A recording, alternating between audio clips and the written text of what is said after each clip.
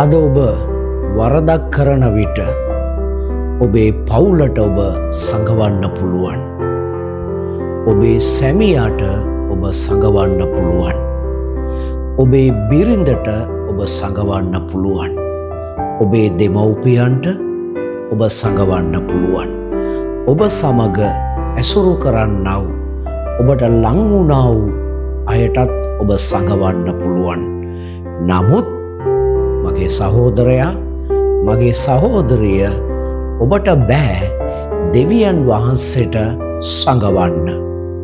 ඔබ අද වරදක් කරගෙන මනුෂ්‍යයන්ට නොපෙනෙන පිණිස ලස්සනට කුලේ වහන්න පුළුවන්. එසේ නොවේ නම් වතුර යටින් ඔබ ගින්දර ගෙනියන්න පුළුවන්. නමුත් මගේ සහෝදරයා, මගේ සහෝදරිය, දෙවියන් වහන්සේ ඉදිරියේ කිසිවක් ඔබට සඟවන්නට බෑ.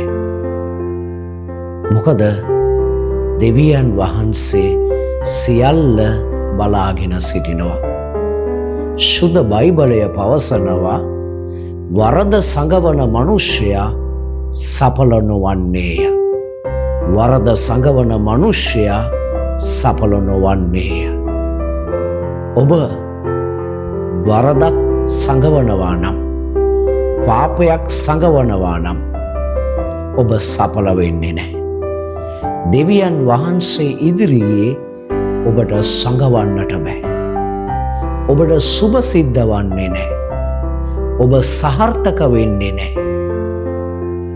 එනිසයි ශුද්ධ බයිබලය පවසන්නේ වරද සඟවන කිසිවෙක් සඵල වෙන්නේ නැහැ.